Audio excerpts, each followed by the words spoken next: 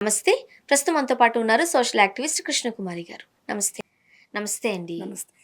ఈ రోజుల్లో తల్లి చేయకూడని పనులు ఎక్కువగా తల్లులు చేస్తున్నారండి. 1 కాదు, 2 కాదు, 3, 4 ఇన్సిడెంట్స్ ఈరోజు మీ ముందుకు పెట్టబోతున్నాను.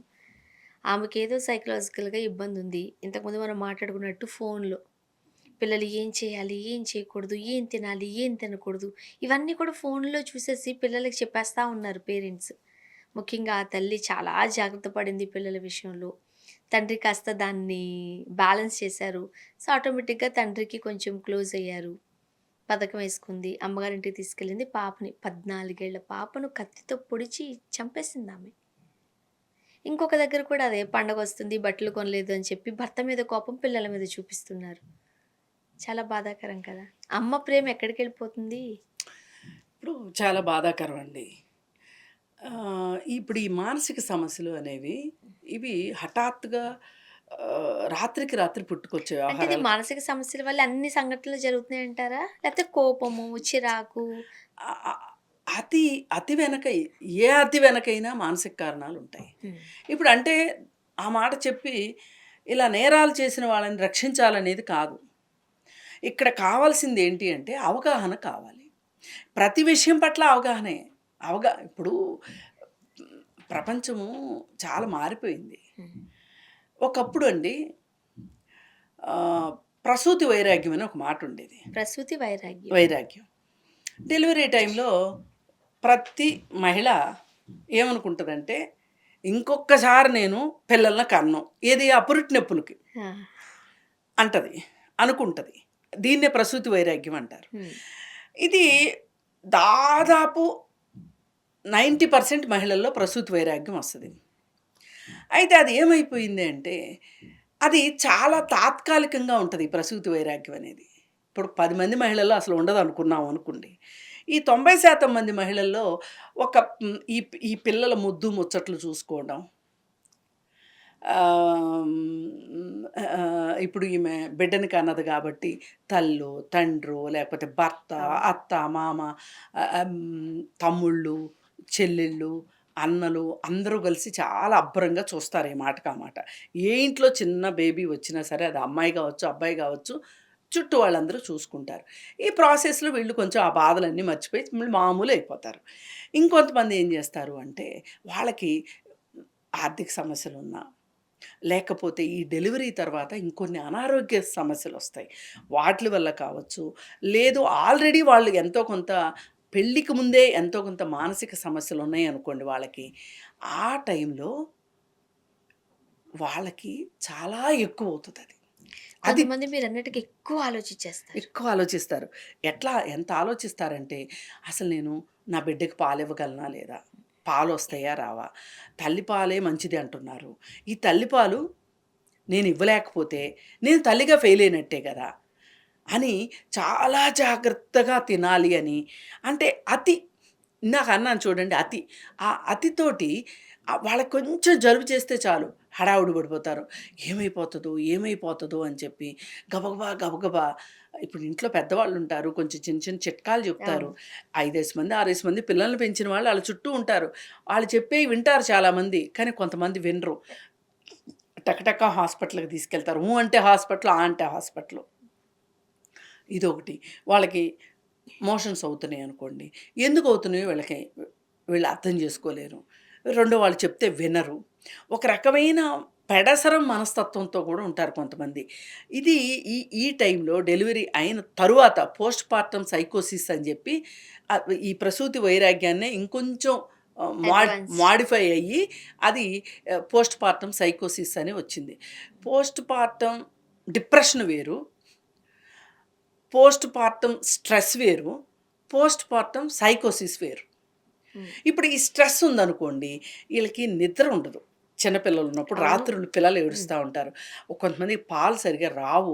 అలాగే పోత పాలు అలవాటు చేయటంలో కొంచెం కష్టం అవుతా ఉంటది. ఆ టైంలో ఒక స్ట్రెస్ ఉంటది. పిల్లలు కూడా చిన్న పిల్లలు కొంతమంది అర్ధరాత్రులు లేసి చాలా పేచీ చాలా పెడతా పేచీలు ఉంటారు. పెడతారు. ఆ పేచీలు పెడితే ఆ పక్కలాళ్ళు కూడా ఇసుకుంటా ఉంటారు. ఆ టైంలో తల్లి సహజంగా వీక్‌గా ఉంటది. డెలివరీ అయ్యి కొంతమందికి రక్తస్రావం అవుతది డెలివరీలో. ఇంకొంతమందికి అసలు మామూలుగానే ఎనిమిక్గా ఉంటారు. ఈ స్ట్రెస్ ఉంటది. ఈ స్ట్రెస్ ఏమవుతదంటే పిల్లలకి ఒక నెల రోజుల్లో అలవాటు పడిపోతారు ఈ పిల్లలు గూడా. పాలు సరిగ్గా రాకపోయినా గానీ, లేదు బెయిట పాలు పట్టటానికి డబ్బా పాలు పట్టటానికి వీటన్నిటికి అలవాటు పడిపోతారు. వాళ్ళ హైజీను, వాళ్ళ హెల్తు అయన్నీ కూడా వీళ్ళకి అలవాటైపోయి ఆ స్ట్రెస్ తగ్గిపోతది. ఈ స్ట్రెస్సు అలానే ఉన్నవాళ్ళు ఇంకొంతకాలం స్ట్రెస్ అలానే ఉందనుకోండి, వాళ్ళు డిప్రెషన్‌లోకెళ్తారు. అండ్ మరీ ముఖ్యంగా ఈ డెలివరీ అయిన తర్వాత ఎక్కువగా నిద్రపోవడానికి చూస్తూ ఉంటారు అలసట, తల్లి. అలసట. ఎవరు సపోర్ట్ చేయలేదనుకోండి, నిద్రపోయే టైంలో ఏడిస్తే మస్తు కోప్పడిపోతా ఉంటారు. కోప్పడిపోతా ఉంటారు. వస్తది కూడా కోపం గదా! వస్తది. అదే స్ట్రెస్సు. ఈ స్ట్రెస్ నుంచి కొంతమంది పిల్లలేంటంటే చాలా త్వరగా ఈ ప్రపంచానికి అలవాటు పడిపోతారు. అలవాటు పడిపోయి చక్కగా అమ్మకి సహకరిస్తారు. తల్లి పాలు గూడా వచ్చేసినియనుకోండి. హ్మ్. ఆ ఈక్వేషన్ చాలా గొప్పగుంటది. తల్లిపాలిచ్చినప్పుడు ఈక్వేషన్ చాలా బావుంటది. హ్మ్. ఎందుకంటే వాళ్ళు అవసరం మేరకు తాగుతారు. వాళ్ళకి అనారోగ్యాలు తక్కువుంటాయి. ఈ వీళ్ళది చిన్న పిల్లల డాక్టర్ల చుట్టూ తిరిగే పనుండదు. పైగా ప్రిపేర్ చేసే పనుండదు. ఆ! రెడీమేడ్ పాలు గదా! అవును. ఎప్పటికప్పుడు ఇచ్చేస్తారు. దీనివల్ల తల్లికి కొంచెము ఏ మాటకి ఆ మాట శ్రమ తక్కువుంటది. అయితే కొంతమందికి లేకపోవటం వల్ల, ఈ శ్రమ వల్ల నిద్రొస్తది. వాళ్ళు పైగా నీరసం. ఈ ఈ ఈ కారణ పైగా ఈ ఈ ఈ వీటిల్లో ఇంకోటి వచ్చి చేరతది. అప్పటికి ఇద్దరు అమ్మాయిలు పుట్టారు. ఒక అమ్మాయి ఫస్ట్ అమ్మాయి పుట్టిందనుకోండి. అసలు ఫస్ట్ అబ్బాయే కావాలనుకునే వాళ్ళుంటారు కొంతమంది. ఫస్ట్ అమ్మాయి పుట్టినప్పుడు కూడా పెద్దగా ఏం అనరు. కానీ రెండోసారి కూడా అమ్మాయి పుట్టిందనుకోండి, అబ్బాయి పుట్టలేదు, అబ్బాయి పుట్టలేదు. అసలు నిజంగా ఇప్పుడు ఈ ఈ ప్రెగ్నెన్సీ ఉన్న టైంలో వీళ్ళు గనక మాకు గాని అబ్బాయి పుట్టకపోతే రేపు మా పరిస్థితి ఏంటి? అనే టెన్షన్ అనే ఉంటది. ఒక టెన్షనుంటది. ఈ టెన్షన్ క్యారీ ఫార్వర్డ్ అయ్యి అది డెలివరీ మీద పడతది. డెలివరీ అయిన తర్వాత నిజంగానే అమ్మాయి పుట్టిందనుకోండి, అయిపోయి. ఇంకా ఈ స్ట్రెస్‌లో నుంచి డిప్రెషను. ఈ డిప్రెషన్ ఎట్లా ఉంటది అంటే, అసలు నేను ఈ పిల్లోడిని సరిగ్గా పెంచగలుగుతానా? పెంచలేనా? నేను సరిగ్గా పెంచకపోతే నన్ను అందరూ ఏమనుకుంటారు? ఆ! ఇలా ఈ డిప్రెషనొచ్చేస్తది. ఈ డిప్ అప్పుడు ఈ స్ట్రెస్ ఉన్నప్పుడు ఏంటి అంటే, చుట్టూ అందరూ సహకరిస్తే స్ట్రెస్ తగ్గిపోద్ది. డిప్రెషన్ స్థాయికొచ్చింది అని గాని చుట్టూ వాళ్ళు గమనిస్తే, వెంటనే సైకియాట్రిస్ట్‌కి చూపిచ్చాలి. ఈ కేసులో ఈమె కొన్ని మందులు కూడా యేసుకున్నారట. అదే చెప్తున్నాను. మందులు గూడా వేసుకోవాలి కదా! చూపిచ్చాలి కదా! చూపిచ్చరు. హ్మ్. ఇది ఇంతేలే అనుకుంటారు. ఇదేమవుతది అంటే ఈ డిప్రెషను స్ ముదిరి సైకోసిస్ అయిపోతది. దీనికి బేస్ ఏంటి? ఈ పోస్ట్‌పార్టం హ్మ్. స్ట్రెస్సు. అక్కడి నుంచి మొదలయ్యి సైకోసిస్‌కెళ్ళింది.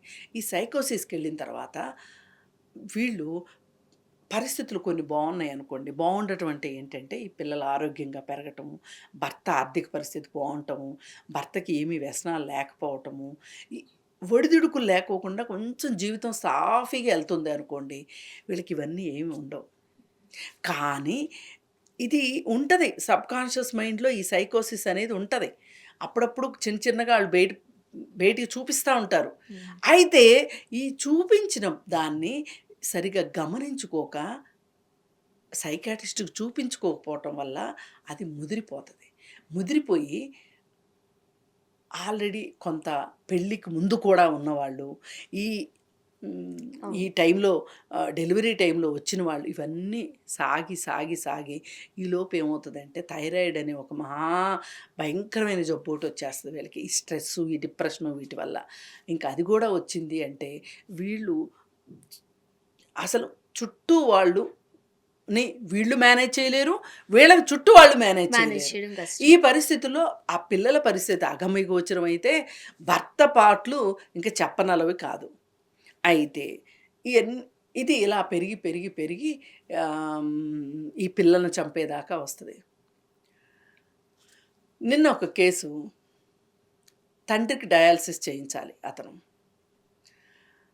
హ్మ్. పెళ్లి రోజేదో వస్తుంది. దానికి బట్టలు కొనడానికి ఎళ్దాము అని అడిగింది. హ్మ్. అడిగితే, లేదు మా నాన్నకిట్లా డయాలిసిస్ చేయించాలి కదా! నేను తీసుకెళ్ళి వచ్చిన తర్వాత రేపో, ఎల్లుండో ఎళదాము అని జెప్పి భర్త చెప్పారు. సర్ది చెప్పాడు. వినలేదు. అదే టైంలో అత్తగారు కూడా ఆమెకేదో పనుండి ఆమె వర్కింగ్ వుమెన్. చిన్న చిన్న పనులు చేస్తూ ఉంటది కావచ్చు. వెళ్ళింది. ఆ పనికెళ్ళి ఇంటికొచ్చేలోపు తలుపులు బంధించున్నాయి. ఏసేసున్నాయి.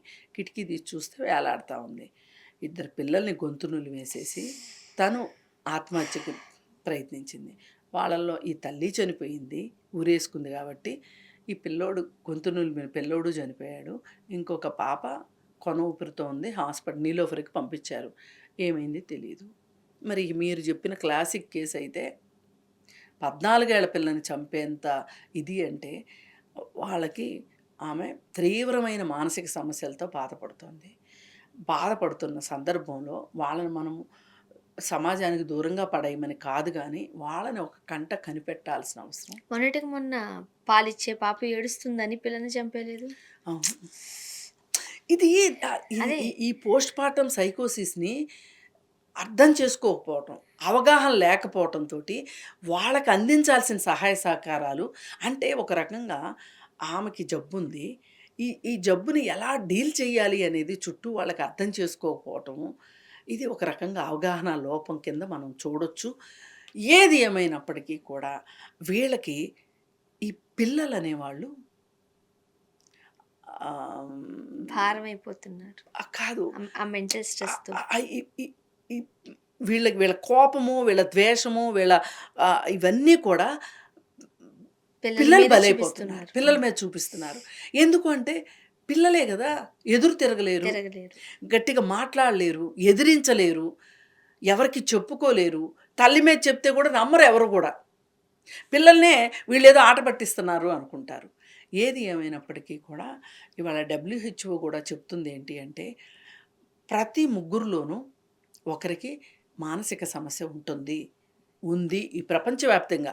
ఇదేదో మన హైదరాబాద్‌లోనే, ఇదేదో మన భారతదేశం సమస్యని గానీ, మన హైదరాబాద్ సమస్య అని అనుకోవద్దు. ఈ మానసిక ఆరోగ్యం పైన మనం వీలైనంత అవగాహన కలిగించటము, ప్రభుత్వాలు కూడా దీని మీద దృష్టి పెట్టాల్సిన అవసరం ఉంది. ఉంది అని అనిపిస్తుంది. మీడియా కూడా చాలా చెయ్యాలి దీనికోసం. అవగాహన కలిగించే విషయంలో. ఇప్పుడు బ్రెస్ట్ క్యాన్సర్ ఉంది.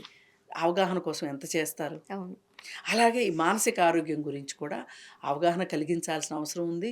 మనం ఏదో జరిగింది, ఒక తల్లి చేయకూడని పని చేసింది అని మీరన్నారు. తల్లే కాదు, ఒక మనిషే చేయకూడదు. తల్లి చేయకూడదు, తండ్రి చేయకూడదు.